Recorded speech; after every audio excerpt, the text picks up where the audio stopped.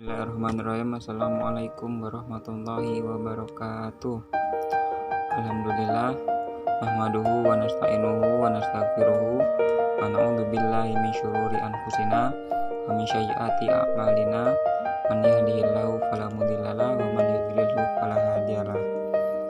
Alhamdulillah, pada kesempatan kali ini kami dari kelompok 2 yang beranggotakan Fikih Zikrullah, Miftahul Anam Hasbullah, Haris Anzikrillah, terakhir Agung Kurniawan mungkin membawakan makalah yang berjudul ataupun PPT yang berjudul Konsep dan Karakteristik dan Perkembangan Sosial Emosi Anak dan Implementasinya dalam praktik pembelajaran peserta didik di SMP dan masalah-masalah pembelajaran PAI di SMP.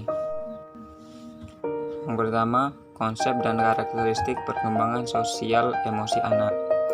Pengertian emosi menurut Sunarto Agung 2006 adalah pengalaman afektif yang disertai penyesuaian diri dalam diri individu tentang keadaan mental dan fisik yang berwujud suatu tingkah laku yang tampak.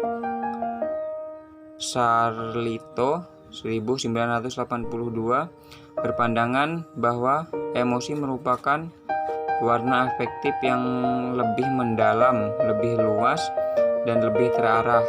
Warna afektif adalah perasaan senang atau tidak senang yang selalu menyertai perbuatan kita sehari-hari.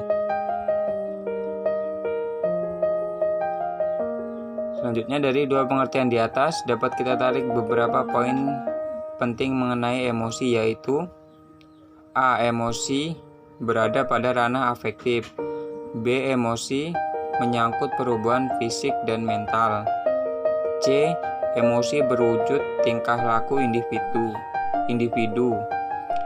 D. Emosi menyertai perbuatan kita sehari-hari.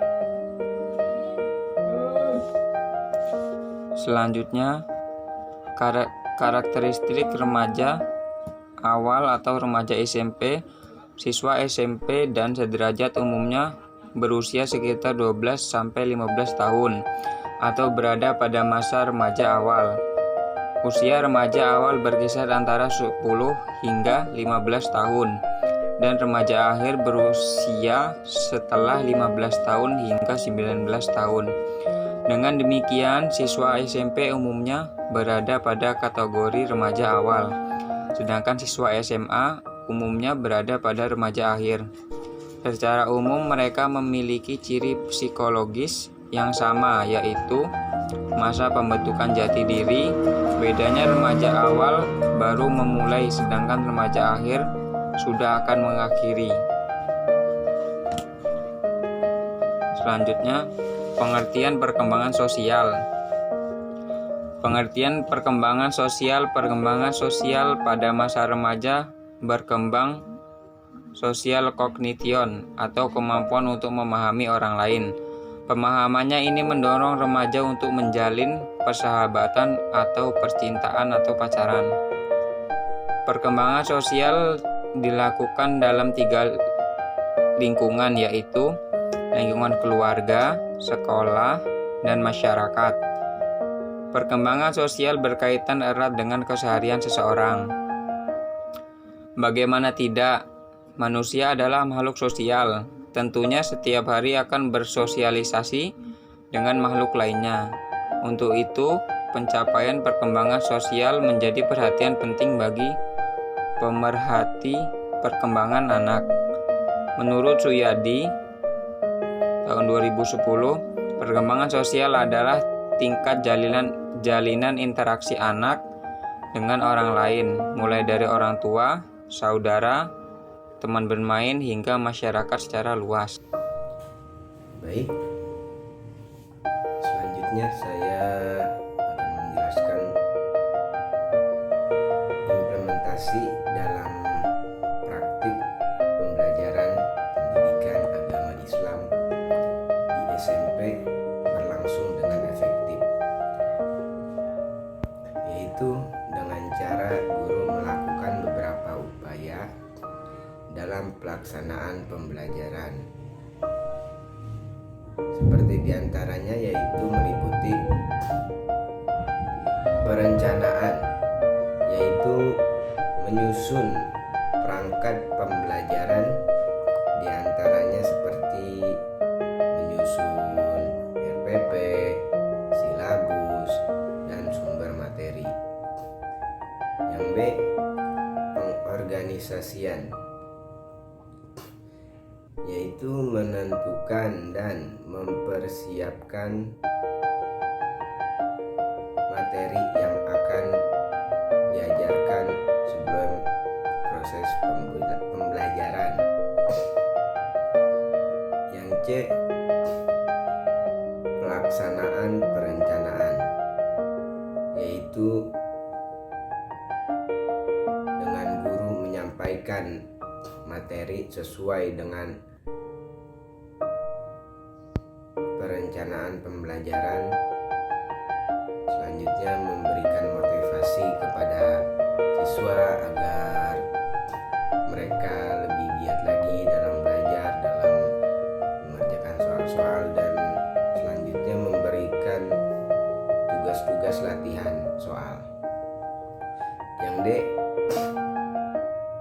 evaluasi pembelajaran untuk mengetahui sejauh mana pemahaman siswa terhadap pelajaran. Jadi sebelum menyudahi, alangkah baiknya guru menanyakan pada siswa apa aja yang belum dimengerti.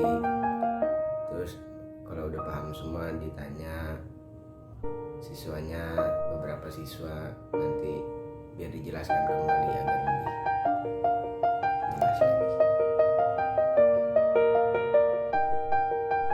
Selanjutnya,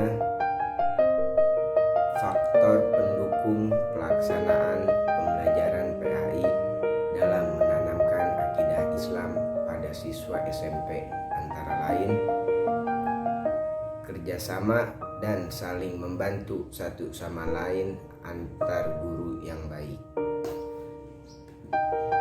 Yang kedua, keadaan lingkungan dan suasana kelas yang kondusif untuk melaksanakan proses pembelajaran. Selanjutnya yang ketiga, jadwal pembelajaran mendukung sehingga tidak adanya kelas yang jadwalnya sama atau bentrok, dan jadwal sholat mendukung, yaitu sholat duha pada istirahat pertama dan sholat zuhur pada istirahat kedua. Selanjutnya, faktor penghambat pelaksanaan pembelajaran pendidikan agama Islam atau PAI dalam menanamkan akidah Islam pada siswa SMP antara lain, yang pertama, kurangnya sarana pembelajaran, yaitu buku panduan belum ada sehingga guru harus mencari materi sendiri yang sesuai dengan kurikulum. Yang kedua, latar belakang siswa yang berbeda-beda sehingga guru sulit mengkoordinasinya. Yang ketiga, siswa belum menguasai bahasa Arab dan belum mampu membaca Al-Quran dengan baik sehingga guru sulit untuk menjelaskan materi yang disampaikan.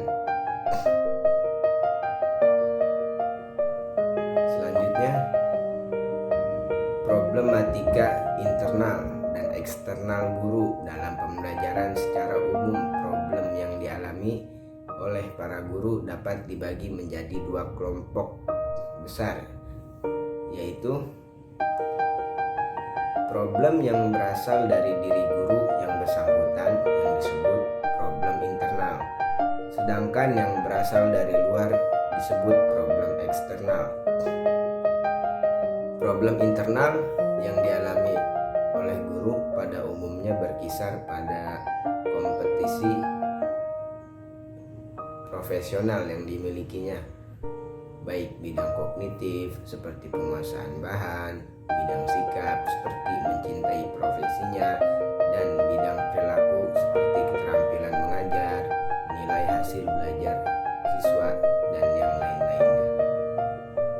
Selanjutnya akan dilanjutkan oleh teman saya. Untuk selanjutnya di sini ada keterampilan mengajar. Guru harus memiliki beberapa komponen keterampilan mengajar agar proses pembelajaran dapat tercapai. Di antaranya yaitu ada 10 kompetensi guru yang merupakan profil kemampuan dasar bagi seorang guru. Adapun 10 kompetensi guru tersebut menurut Dikbud meliputi menguasai bahan, mengelola program belajar mengajar, mengelola kelas, penggunaan media atau sumber, mengelola interaksi belajar mengajar, menilai prestasi siswa untuk kepentingan pengajaran, mengenal fungsi layanan, bimbingan dan penyuluhan, mengenal dan menyelenggarakan administrasi sekolah, dan memahami prinsip dan menafsirkan hasil penelitian pendidikan guru keperluan pengajaran. Dan untuk selanjutnya di sini adalah menilai hasil belajar siswa. Evaluasi diadakan bukan hanya ingin mengetahui tingkat kemajuan yang telah dicapai siswa saja, melainkan ingin mengetahui sejauh mana tingkat pengetahuan siswa atau peserta didik yang telah dicapai. Evaluasi adalah suatu kegiatan yang dilakukan untuk mendapatkan data tentang sejauh mana keberhasilan anak didik dalam belajar dan keberhasilan guru dalam mengajar.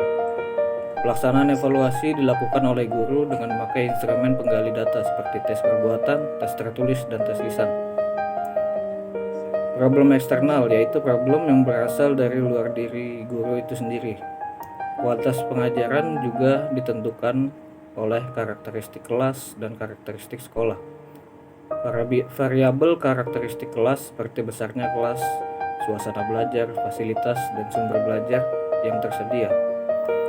Sedangkan karakteristik sekolah yang dimaksud misalnya disiplin sekolah, perpustakaan yang ada di sekolah memberikan perasaan yang nyaman, bersih, rapi, dan teratur. Untuk selanjutnya, ada beberapa hal yang mempengaruhi semangat kerja, yaitu volume kerja yang dapat memenuhi kebutuhan. Yang kedua, suasana kerja yang menggairahkan atau iklim. Yang ketiga, pemahaman sikap dan pengertian di kalangan pekerja. Yang keempat, sikap jujur dan dapat dipercaya dari kalangan pemimpin terwujud dalam kenyataan. Yang kelima, penghargaan terhadap need for achievement atau hasrat dan kebutuhan yang berprestasi. Yang keenam, di sini ada sarana yang menunjang bagi kesejahteraan mental dan fisik seperti tempat, raga, masjid, ataupun rekreasi. Ya, selanjutnya yang terakhir adalah penutup. Kita dapat mengambil kesimpulan perkembangan sosial pada masa remaja berkembang social cognition atau kemampuan untuk memahami orang lain. Pemahaman ini mendorong remaja untuk menjalin persahabatan dan memahami satu sama lain. Pembelajaran menanamkan akidah Islam pada siswa dan menanamkan rasa kepercayaan diri dalam dirinya. Guru memberikan dorongan kepada siswa dan mendorong siswa untuk membantu satu sama lain, dan memberikan evaluasi untuk mengetahui tingkat kemajuan yang telah dicapai siswa dan mengetahui sejauh mana tingkat pengetahuan siswa atau peserta didik yang telah dicapai agar mereka mendapatkan nilai yang baik dan tujuan pembelajaran yang telah dicapai. Selanjutnya ialah glosarium. Variabel, suatu atribut atau sifat atau nilai dari orang, objek atau kegiatan yang mempunyai variasi tertentu yang ditetapkan oleh peneliti untuk mempelajari dan ditarik kesimpulannya. Selanjutnya karakteristik merupakan ciri-ciri, sifat-sifat maupun semua keterangan keterangan pada elemen ataupun hal apa saja yang dimiliki elemen yang digunakan pada penelitian ini adalah masyarakat dengan karakteristik yang dipilih, yaitu usia dan jenis kelamin. Selanjutnya, implementasi. Apa sih implementasi itu? Yaitu tindakan-tindakan yang dilakukan oleh individu atau pejabat-pejabat, kelompok-kelompok pemerintah atau swasta yang diarahkan pada terciptanya tujuan-tujuan yang telah digariskan dalam keputusan kebijakan. Selanjutnya, silabus. Nah, silabus nih adalah rencana pembelajaran pada suatu dan atau kelompok mata pelajaran, tema tertentu yang mencakup standar kompetensi dasar, materi pokok atau materi pembelajaran, kegiatan pembelajaran, indikator pencapaian, kompetensi untuk penilaian, alokasi waktu, dan yang terakhir sumber belajar. Kondusif ini didefinisikan sebagai suatu ketenangan atau dan ketertiban dalam masyarakat dalam menjalankan aktivitasnya.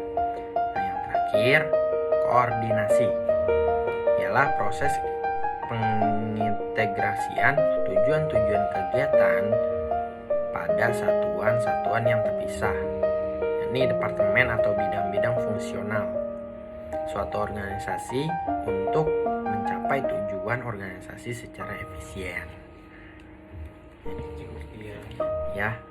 Cukup sekian dari kelompok kami yang beranggotakan saya sendiri, Fikri Zikrullah, dan Miftahul Anam Hasbullah, Haris Anzikrillah, dan yang terakhir Agung Kurniawan. Semoga materi ini bisa bermanfaat bagi seluruh kelas 5C. Assalamualaikum warahmatullahi wabarakatuh.